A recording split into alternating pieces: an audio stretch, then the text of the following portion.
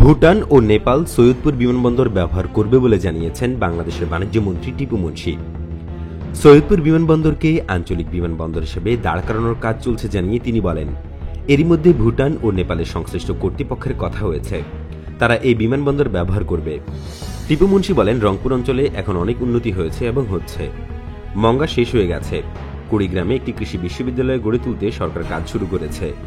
এখানে বিশ্ববিদ্যালয় হলে সারা দেশের শিক্ষার্থীরা এখানে ভর্তি হতে আসবেন, আর এটা ঘিরেই অর্থনৈতিক কর্মকাণ্ডও ঘটবে।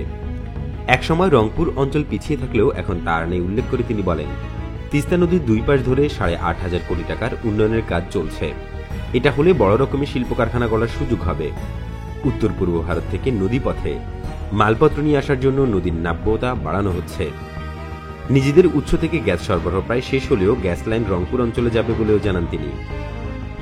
অর্থকারী ফসল হিসেবে আলু এখন কৃষকের স্বস্তি ফিরিয়ে এনেছে জানিয়ে তিনি বলছেন, বাংলাদেশের খাদ্যের অঞ্চল যদি বলা হয়, শস্য ভাণ্ডার যদি বলা হয়, তাহলে উত্তরাঞ্চলকে বলতে হবে। আমাদের চাল না হলে বাংলাদেশের চালের অভাব পূর্ণ হবে না। এদিকে বাংলাদেশ থেকে নিরাপত্তা রক্ষী নেবে মালয়েশিয়া।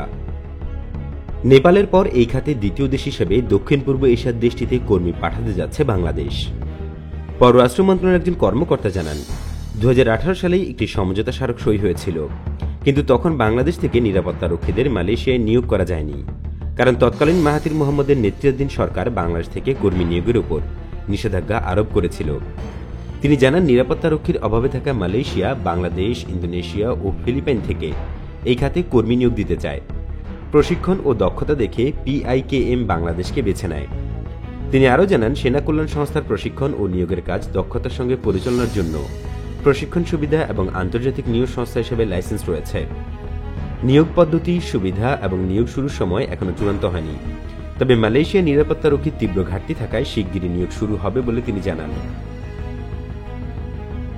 PIKM সভাপতি রামলি ইউসুফ মালয়েশিয়ার অনলাইন নিউজ পোর্টাল মালয়েশিয়া কিনিকে বলেছেন, মালয়েশিয়ার স্বরাষ্ট্র মন্ত্রণালয় সম্প্রতি বলেছে যে তারা বাংলাদেশ, ইন্দোনেশিয়া এবং ফিলিপাইন থেকে গার্ড আনার বিষয়ে বিবেচনা করতে পারে। PIKM শুধুমাত্র বাংলাদেশের নাম সুপারিশ করে।